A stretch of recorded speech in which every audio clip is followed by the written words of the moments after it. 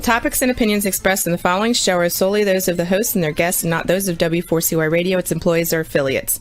We make no recommendations or endorsements for radio show programs, services, or products mentioned on air or on our web. No liability, explicit or implied, shall be extended to W4CY Radio or its employees or affiliates. Any questions or comments should be directed to those show hosts. Thank you for choosing W4CY Radio.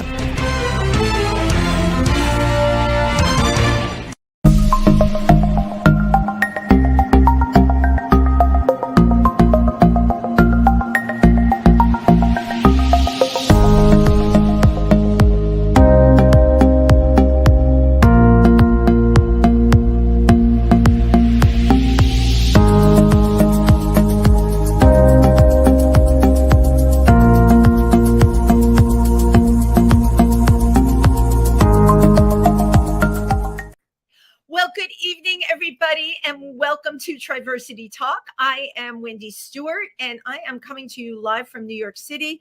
And I'm hoping everyone is enjoying this gorgeous spring-like. It's definitely spring-like where we are here in New York. So when I think of spring, flowers, dancing, being outside, having fun, and tonight we have a topic that I have wanted to do for a long time. I have to tell you that, and I really needed to find an expert in this area. So I'm going to share this with you. I was very fortunate through our former vice president of Triversity, Simone Krause, to be introduced to a very exceptional dancer, choreographer, and producer of an incredible film called Out from the Wings. I'd like to tell you a little bit about the film before I introduce our amazing guest. The film explores how gender and sexual identity expectations can negatively affect people in the LGBTQ plus community, both professionally and personally. And the film itself made me think, we go see dance performances and we never think about those roles really that people are playing. It's perfectly acceptable because of how we've been raised, right? The women wear the tight ballet outfits and the men wear the tights and whatever they have on top, but it's so clearly defined for so long. So my guest tonight really got me thinking too with the film, and the film is comprised of a series of wonderful interviews with people in the dance community that are LGBTQ. So I'd like you all to welcome Michael Montoya. How are you? So much for coming on tonight. Was that a good introduction? Yeah, that's great. Thank you. It was fantastic. Good. I didn't want to let you down at all. So thank you, first of all, for being here. Your film, you're a first-time filmmaker, or have you done other films? No, this is my first time at bat making a film.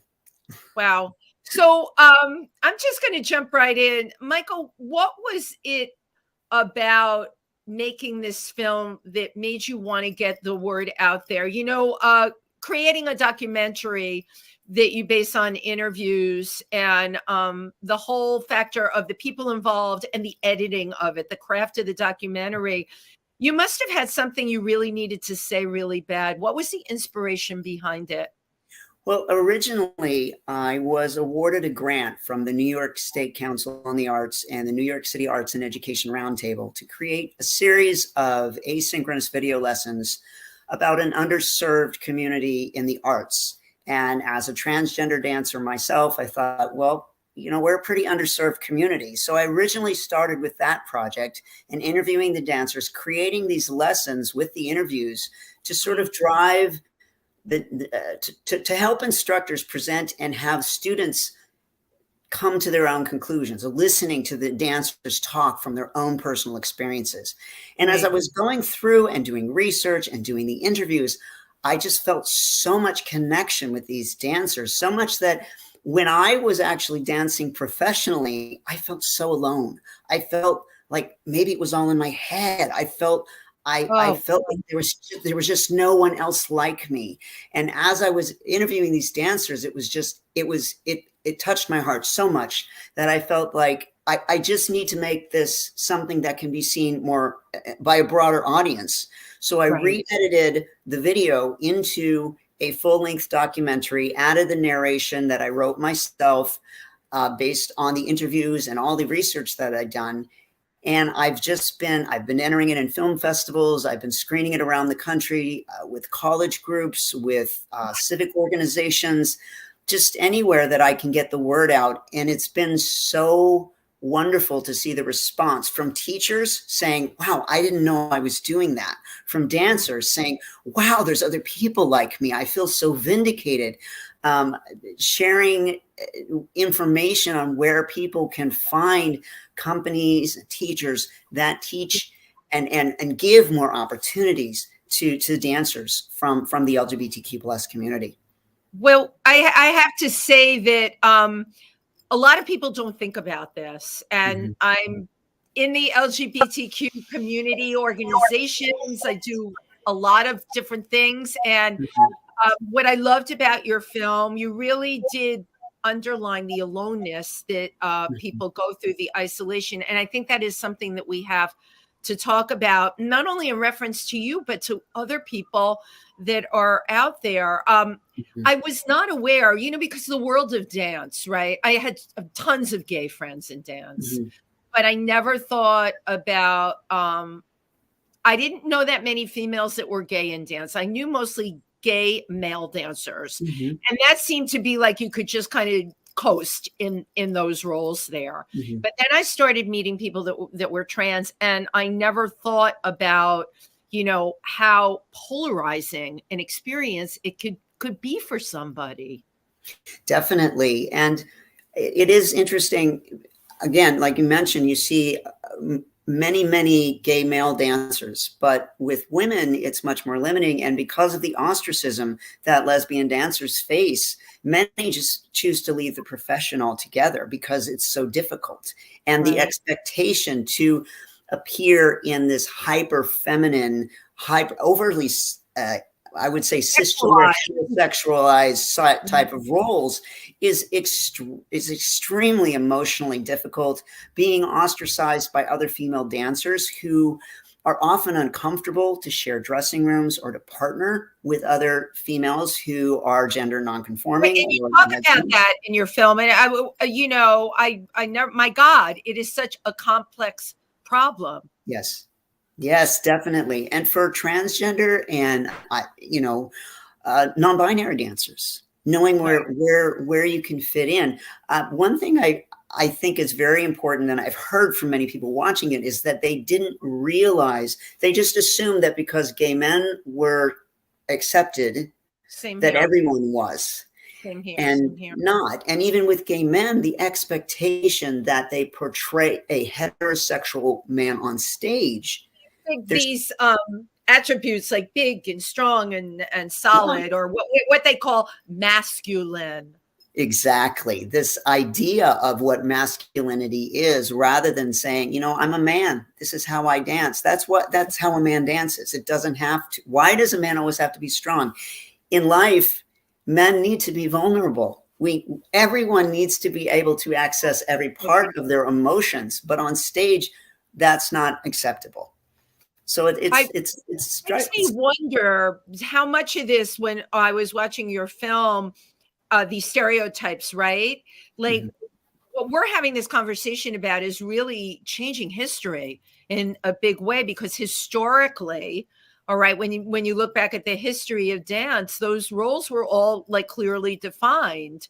And I don't, maybe there were people questioning back then. I'm sure any time in history you could find people to question, but there wasn't any room for any kind of fluidity whatsoever. And now we've come into where we have a spectrum.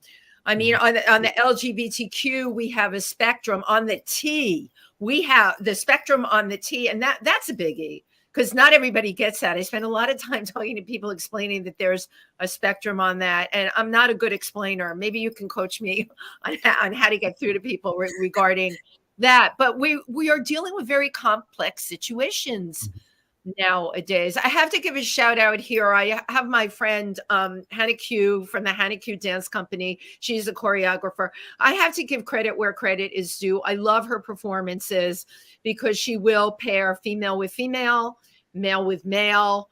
The male with male can be sexual. It's got to do with the creativity and what she brings to the work.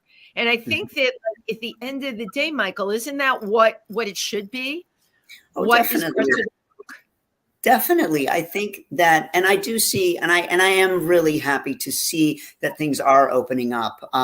Some of the companies featured in the film, one of my friends, Deborah Brockus, out in Los Angeles, some of her work is featured, where she partners two male identified dancers together. Sean Dorsey is a transgender dancer and choreographer in San Francisco, even in other companies here in New York, Ballets, Queer the Ballet, even ABT as really, I've seen in their advertisements and their promotional materials this year, seeing females together and more dancers biracial and people of color. So really expanding to look at the individual that you are working with and showing relationships that you don't have to have it attached to a gender to tell a story, to share their relationship of these two human beings, the human experience. And I really think that's what it's about. It is the human experience. And I think, like, just in terms of dancers, who can interpret the role the best? Yes. Let's, not define it by, oh, I want a male for this or a female for that, and you have to fit into this. And oh, by the way, there's a costume that may make you feel uncomfortable, but we've defined this role already, so you have to wear the costume. It's interesting. One of your dancers, lesbian, who talked about when she would put on the male costume in some of the production she had to be in, she felt good. It made her feel good. You have to wonder about how many kids that are taking ballet and jazz all over the country that are being forced to wear costumes and be dancers and not feel good. Well, and there's long-term effects. The research, there's actually research out of Columbia University that dates back very long, many decades, about what it's like. It's called minority stress theory. And when these children who are in the minority because they are gender expansive, because they may identify as queer, when they are forced to portray these roles in class or on stage, it is very stressful and it can have very long lasting effects. As I said in the film, there were two younger dancers who did not want to be interviewed on film because they were so traumatized by that experience in dance of being forced to perform in these roles that they left the arts. And that just breaks my heart because I just know how important arts education is for all children. And for a child to feel like they just don't belong and that there's no place for them. It's absolutely devastating. Michael, what was it like for you growing up? How long, first of all, have you been dancing for? I started dancing by way of gymnastics. I was a gymnast when I was younger, and I actually was such a poor dancer. They said, you really need to take dance. But I found that I just loved jazz dance because I found that there was more room for expression. It wasn't the form that I excelled in. I trained mostly in Giordano and Luigi style of jazz dance, where there is more, there's more fluidity. The gender roles are not as rigid. And I felt that I could be strong and powerful and female in performing in those styles. So that's how I came to dance. I began dancing professionally in my 20s, and I performed in a concert jazz company in Los Angeles as a principal dancer and a choreographer, the Jazz Spectrum Dance Company in Costa Mesa for many years. Moved to New York, and since I've been in New York, I've been teaching mostly. I've done some performing, but mostly teaching, and really moving in the direction of trying to help teachers learn how to teach in more gender neutral ways and using gender neutral terminology and and getting away from this definition of only boys do these moves and only girls do those moves, because you're really cutting in half what you can teach a dancer if you define it by their gender. Teach them everything. Teach everyone everything. It's kind of simple, I think. I completely agree with you, but I'm also thinking, we're talking New York and Los Angeles. Like, what about the places in between? One of the women in your film talked about, I think she was teaching in Indiana, and somebody who was subbing for her ended up outing her, and then there were issues with the parents, and I mean, that is awful. And that is something I imagine does go on and is still going on. How do you deal with that? And as a dance educator, how do you see expanding people's minds in areas of this country where they're very narrow?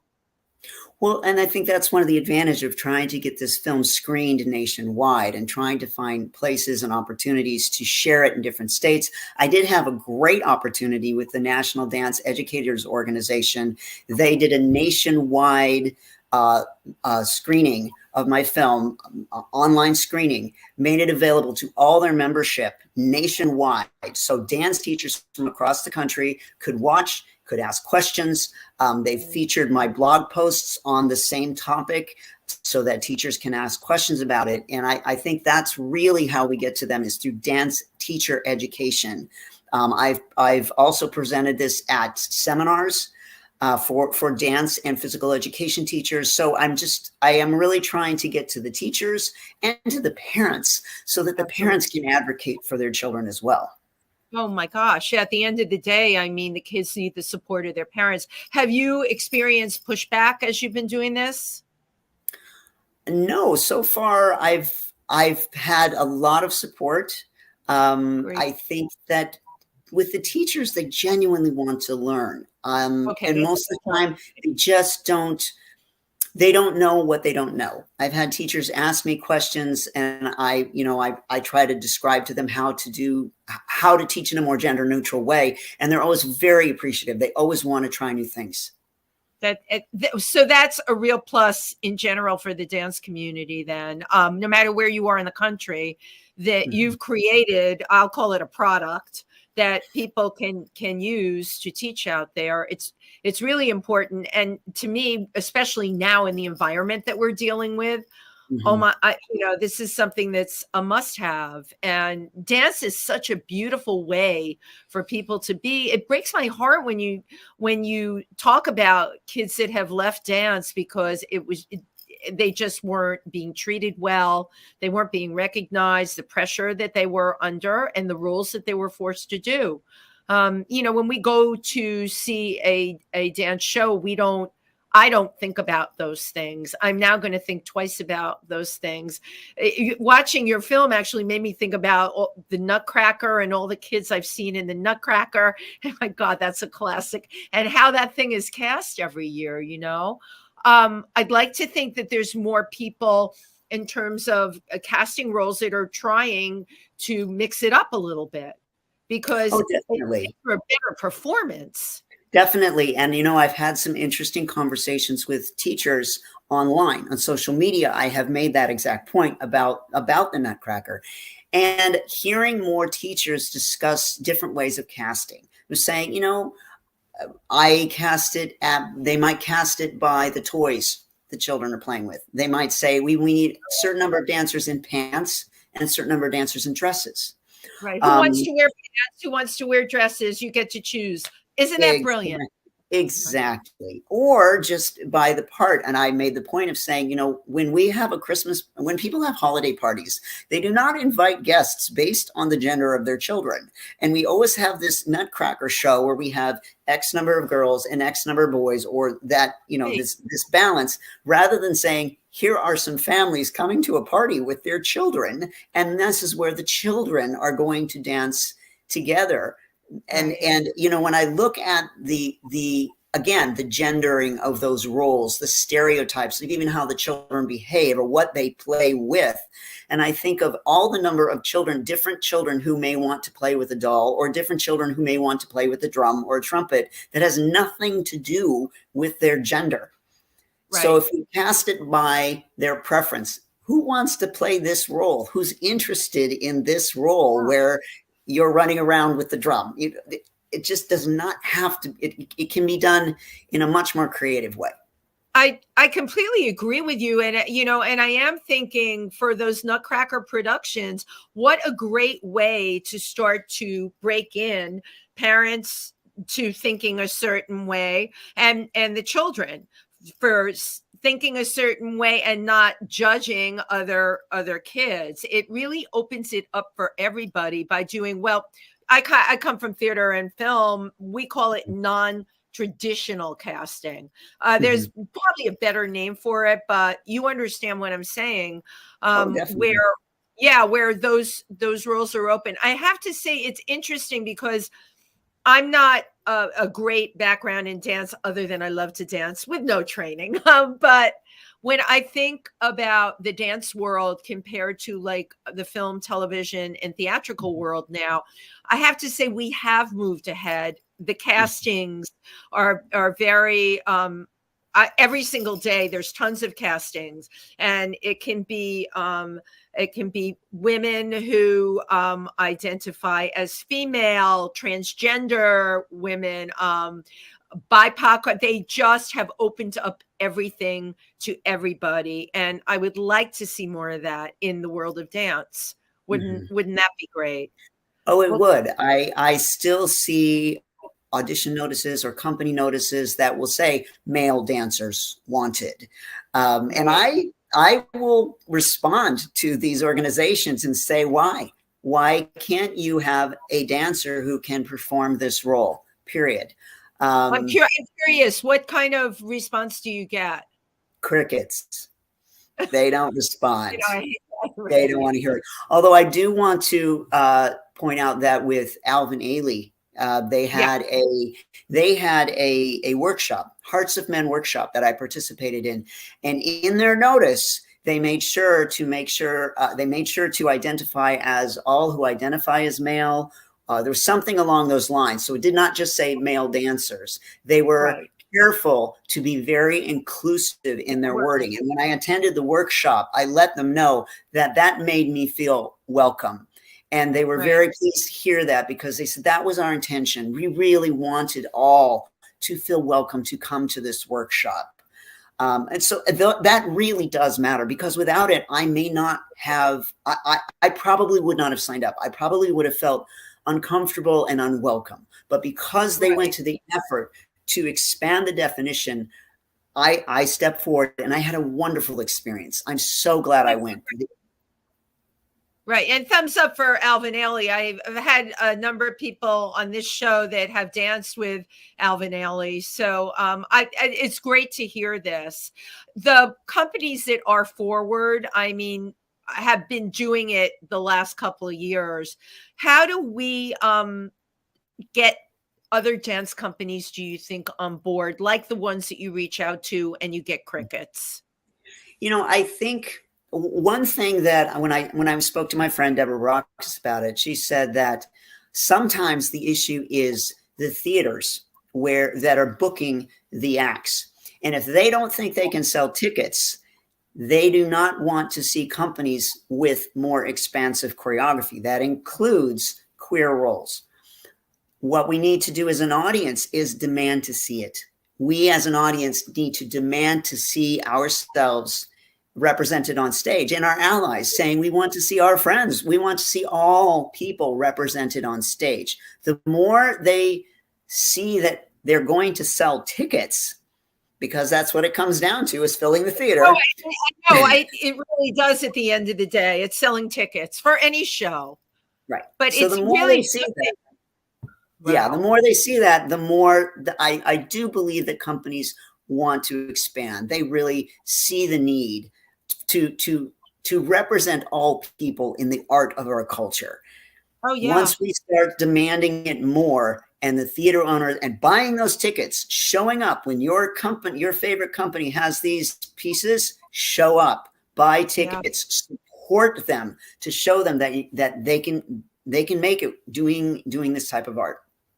I'm wondering though about, I always jump down to Florida and what's going on there. Well, I could jump to Texas, but let's talk about those places because, you know, we have everybody along the spectrum there and there's dancers, right?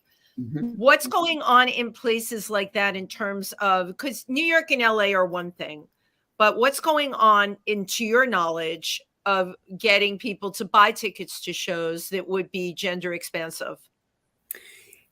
I think that there are community organizations that are fighting. They're fighting back. They're trying to be heard. There are pockets. So, for instance, in Texas, Dallas, as I've been told, is a big blue dot in the sea of red. But there's a very strong arts community in Dallas, Texas, and organizations, nonprofit organizations that are really trying to bring these types of productions. I'm in talks right now with a nonprofit organization in Dallas to present my film in Dallas, hopefully in the coming months. So there really is a lot of effort to try and push back and really offer, you know, because there are people there that they're struggling that need to see themselves on stage too. I agree. And this whole thing about mirror image, needing to see yourself on stage, is something that my God, it really echoes for so many people, you know, and makes people feel safe. The ones that are up there performing, it's creating a safe space on stage, which is really what we're talking about here. Well, I want to show your trailer, your wonderful trailer. So can we get the trailer queued up? Thank you. The dance world is just, it's toxic.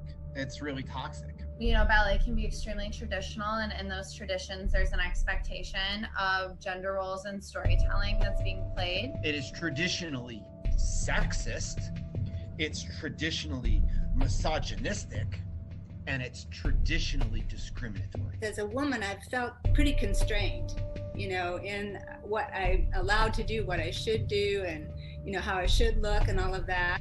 You're expected to be soft and dainty and pretty, and in some aspects as a female you're expected to be sexual, but you can't be too sexual that it's raunchy. Going into this space not wanting to be feminine, and then acknowledging the fact that I had to be. For someone who wants to explore their gender, there's no room for it. You had this expectation of like, if you're gonna be a male dancer, you need to look like a male dancer. You still have to make it where it reads off as a man moving just fluidly. I frequently find that I get sort of like pigeonholed into like hypermasculine ways of dancing, or I often am like the base for lifts. As a socialized male dancer, ballet dancer, your job is to make them look good. It just makes you feel like you're a prop. You could be more grounded. The groundedness. Be grounded, be strong. That meant you're dancing too feminine because a man doesn't dance feminine. And I've seen some young male dancers that are incredible on point, but there was one of those like, you don't do that. Once specific dancers found out that I identify how I identify, you could tell that they had this subconscious hesitation or assuming that just because I present the way that I present and I identify the way that I identify, that I'm attracted to them specifically. We've got young kids that are having to rework their brain to say, I'm trans or I'm non-binary, but then they go into a space that has no identification that way. Almost every one of my young dancers that came out to me, they don't dance anymore. Gender is not a costume that you can throw on. It's not a character. It is very much who you are. We are not tokens. We are not your diversity quota. We don't want to be. And you shouldn't be applauded for it either, because we are human beings and we are not a handout.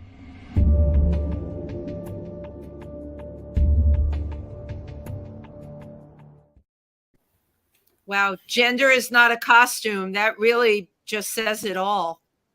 It's not a costume that you put on. Oh, she had some really powerful, very powerful comments that really got to me, and I really felt that that dancer really expressed very clearly something that I know that I experienced quite a bit of, is that it's often there's often this expectation that is the responsibility of the queer dancer to make everyone else feel comfortable, to explain that, oh, I'm not attracted to you, you can trust me. The explanation and all of it, the pressure is on that individual. And it really shouldn't be that way. Yeah. I mean, we need to have space where if there is someone who is uncomfortable, that you can have a conversation with your dancers, with your company, but putting that weight on the queer dancer to say, you're making other people feel uncomfortable, so you need to fix it. When, as she said, we're just being ourselves. We shouldn't have to apologize just for being who we are and just trying to participate in dance as ourselves. But it made me think that the more we do with educating people in this area, then she won't have to explain about herself or anybody. You know, they'll just be, and it's not me being utopian saying that. We're just all people at the end of the day. I never get this whole thing that this person's this and that person's that, and thinking people are coming on to you because of how they identify. Mm-hmm. Wow. Makes absolutely no sense at the end of the day. I think just as people, we really need to start thinking about this, treating people with respect and kindness at the end of the day, and thinking about people's feelings.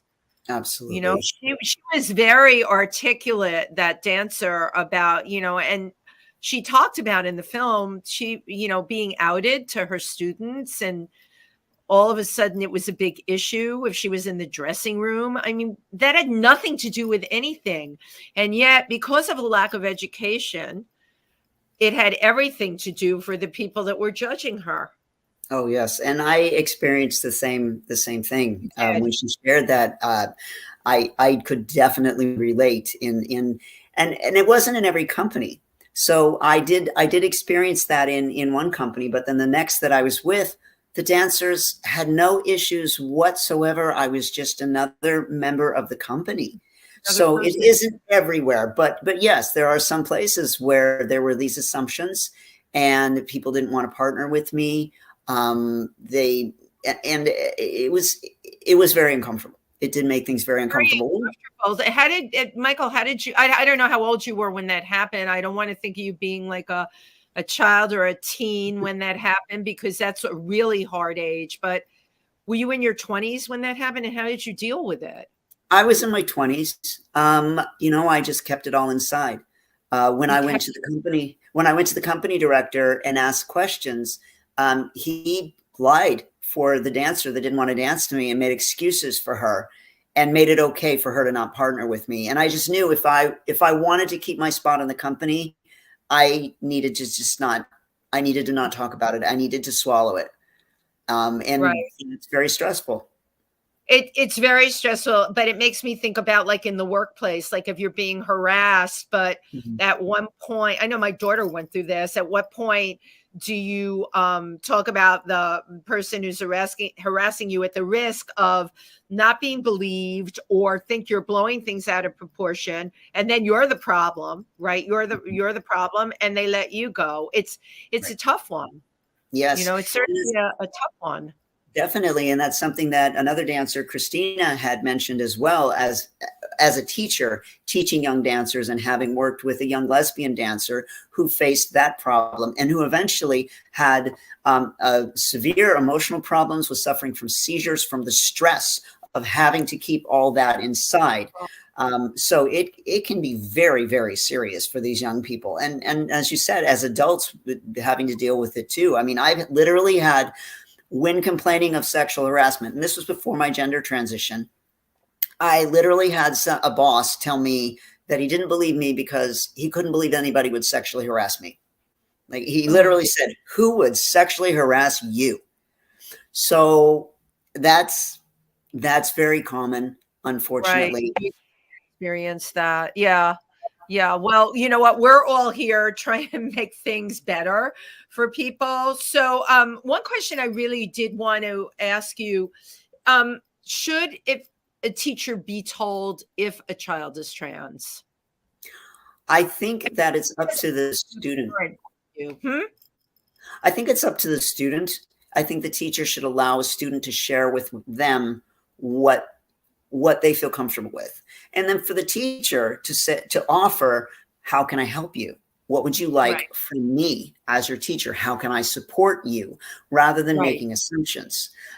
Because it is, a lot of time people don't even realize that I'm transgender. I don't tell everyone in every walk of life. And so for a student, they may not feel comfortable having their teacher know. Sometimes people will treat you very differently if they do know that. So I would always leave it to the individual to decide for themselves, regardless of their age. Regardless, 5-year-olds know. And this idea that young children do not know who they are is absolutely false. A 5-year-old, if they tell you I'm a boy, they are a boy. I've seen 3-year-olds that if they tell you that, or if they tell you if they physically look male identified, but they know that they're female, they know they're female and they are female and they are going to dress female. I always think that's a slippery slope because I think as a parent, you want to protect your kid, but you also want your kid to feel comfortable. You don't want your kid ostracized by the other kids if they I talked about this with a parent with a play date. What do you do? Your kid is 4 years old and your child looks female, and I hate using the word pass for a 4-year-old, but they're accepted as female, and then the play date happens, right? And the other kid's parents don't know, and your kid, it's the first time on the play date, and all of this information is being revealed. My God, these are really complex problems. Well, and these are things that affect gender expansive children as well. Yes. I've seen you have a child that wears a particular article of clothing, shoes, shirt, whatever, that someone else has decided doesn't match their gender, rather than saying, well, this is just a shirt. It's not a boy's shirt or a girl's shirt. It's a shirt. And I'm pleased to see stores like Target that are just saying, this is the children's department. These are all the children's clothes. And so I think those things are helpful, but it is tricky. And I think that being a parent that is there to 100% support your child, that's what the children needs. They're going to experience adversity in life, but when they have that solid home base, they have that solid connection to a loving, fully accepting parent, they're going to have the tools to know how to navigate the diversity, the adversity that they experience in the world. That's the most important thing, is love. I completely agree with you. And if they come from that base, they will be able to handle, all of us in life. One thing you have to know, you have to be able to handle the things that are thrown at you. And certainly with the way the world is now, and certainly for kids with the amount that goes on the internet. I didn't have the internet growing up. We had just regular street bullies. It is a whole different thing, because there can be many more bullies on the internet than the one bully in your neighborhood. And this is what children are having to go through now. And, you think about how are they going to deal with that? Well, if the parents completely support the child, comes from a base of love, and they just have to teach them how to navigate those waters at the end of the day. So, I have a technical question. In terms of if a person transitions, so let's say I'll just talk about somebody maybe transitioning from male to female, danced a certain way as a male, transitions into a female. So we could, or maybe not be talking the surgery, but we are talking hormones. We're talking about the different things that people do to make that transition happen. And it doesn't have to be what I call the whole ball of wax. It can be pieces of it. But chemically, what hormones do to your body and how it affects it. How can it affect one's dancing, and how does one deal with that? How did you deal with that? Well, I did have to retrain somewhat. You know, when you take hormones, there's a redistribution of muscle mass and fat in your body. And so that did affect my balance. My center of balance shifted from my hips to my shoulders, which affected my turning.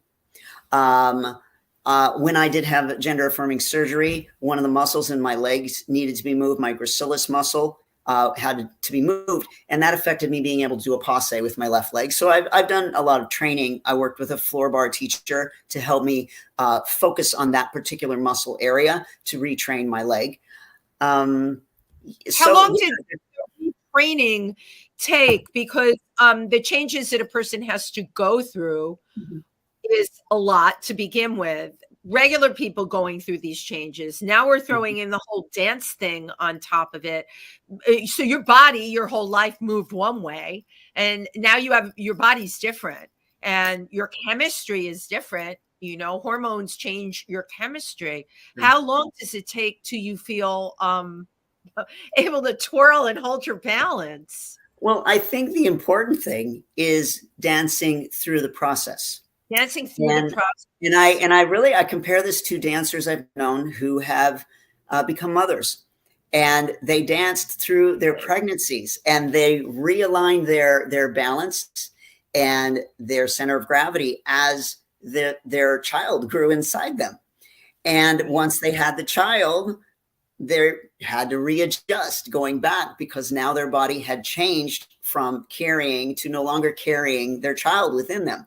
So there are many ways that and as children grow, like when children as they grow from being a 5 to a 6 to a 7 or 8 year old, as they are dancing through their growth, the body naturally, the changes happen so slowly that your body naturally adjusts. Yeah, so when you're going, you have that option, you know, when you transition, and it's like a relearn. It's tough. And if you encourage a dancer to stay in dance and to keep working as they're going through whatever type of transition, whether it does involve hormones or maybe it does or does not include surgery, dancing through the process, I think, is really the best way, because then that way your body is adjusting as you're moving through each of those changes. Right. And it really defines what we call it, going with the flow, right? Yeah. But as you do it. So in terms of what you want to do with dance education out there, I saw, of course, the way you edited the film, you could see your whole process and talking to people. What are some points that you really want to promote in terms of dance?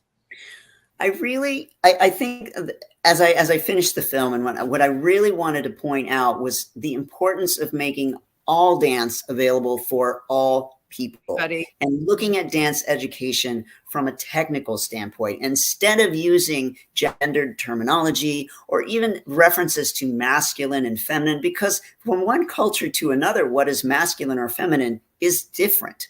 And trying to really encourage dance teachers, choreographers, company directors, even the dancers themselves and their parents, to look at dance as movement of the body, and that all bodies can create all qualities of movement. As teachers, share all of your knowledge with all of your students and let them decide what is right for their body, for their expression as an artist. We don't need gender in dance.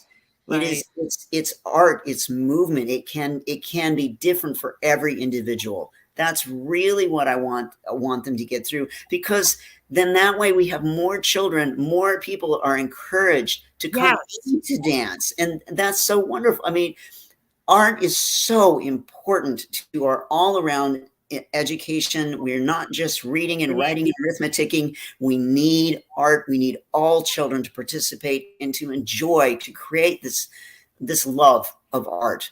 It's here, innate. here. I agree wholeheartedly, but you're preaching to the converted here. One of your dancers made a point in the film. One of the things the government can't get their hands on is art.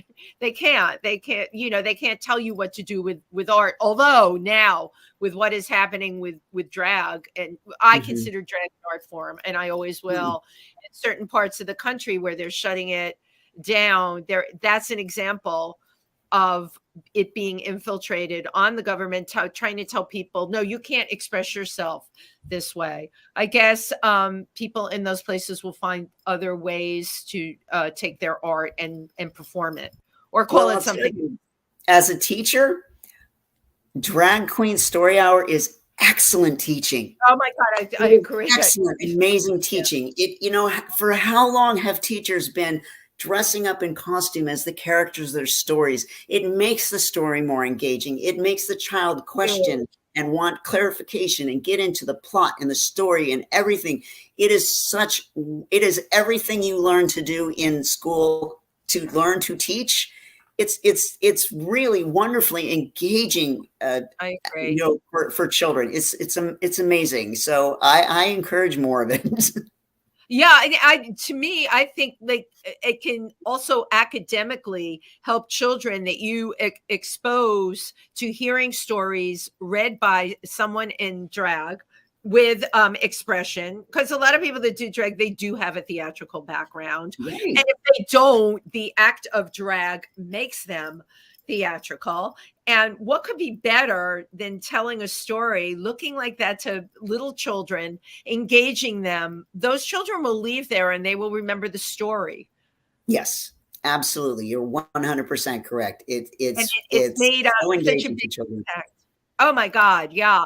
You underline in the film, one of the things you said, I thought was a brilliant analogy about anyone who plays an instrument that's genderless. You can be any gender and play any instrument.